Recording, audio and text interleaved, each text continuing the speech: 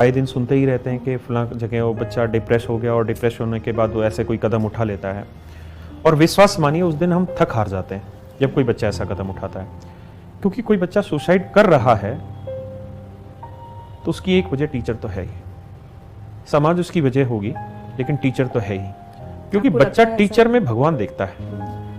हम बच्चे को ऐसी कहानियां भी बताते हैं कि मेरे बच्चे, बहुत सारे ऐसे बच्चे हैं जो 5-5 साल तैयारी करने के बाद नौकरी पाए हैं, और बहुत बार संघर्ष कई बार इतना बड़ा भी होता है कि बहुत सारे लोग उस संघर्ष में टूट जाते हैं, लेकिन जो उस संघर्ष को में चलते चले जाते हैं, कामयाब हो जाते हैं, तो आप देखेंगे कि ऐसे बच्चे बहुत आगे जाते हैं। ऐसा नहीं है कि जीवन में आगे जाके समस्या खत्म हो जाएंगी।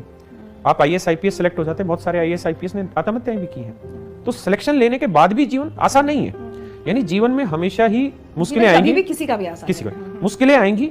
सच ये है कि आपको उससे लड़ना सीखना है, आज भी और बाद में भी।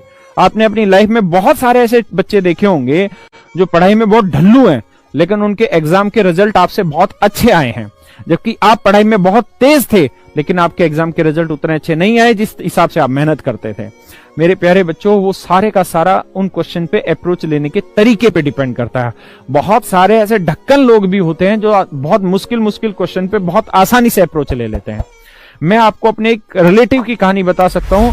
मैं वेन डायग्राम के क्वेश्चन करने लग रहा था, और वो मेरे बहुत अच्छे रिलेटिव हैं, फौजी आदमी हैं, और मैं वेन डायग्राम के क्वेश्चन करने लग रहा था, 3-3 के वेन डायग्राम के, और मैं क्वेश्चन पढ़ता चला गया और वो मुझे वर्बली आंसर बताते चले गए।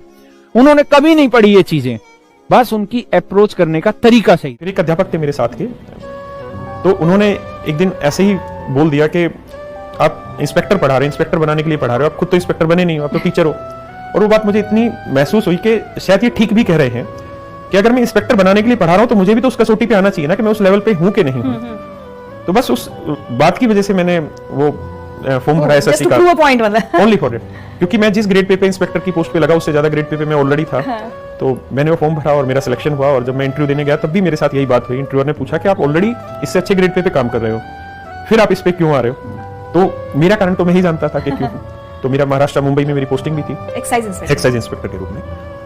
तो बस वो उसी कारण से मैंने वो काम किया, और मुझे एक्साइज इंस्पेक्टर बनना नहीं था, ऐसा मैंने कभी सोचा भी नहीं था, लेकिन वो एक उस इंसिडेंट की वजह से कि उनकी बात में कुछ ना कुछ तो सच्चाई है कि अगर हम इंस्पेक्टर बनाना चाह रहे हैं किसी को और हम पढ़ा रहे हैं इतने बच्चों को, तो एटलीस्ट जिनको हम पढ़ा रहे हैं उनके सामने हम अपनी बात प्रूव भी तो करें कि हम बन के दिखा।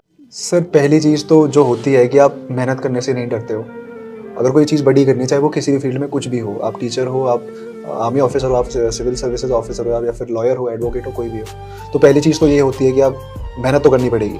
सो टर्निंग पॉइंट जब मेरा पहला NDA निकला था, क्योंकि मैं काफ़ी टाइम से तैयारी कर रहा था, तो वहाँ से मुझे ये समझ में आ गई थी कि अगर गाइडेंस अच्छी मिल गई मुझे और मैंने सही डायरेक्शन में मेहनत कर ली, तो टाइम भले लग जाएगा, लेकिन मैं जो चीज़ चाहता हूँ it is quite possible, it is possible for everyone. तो वहाँ से ये चीज़ मुझे समझ में आ गई थी।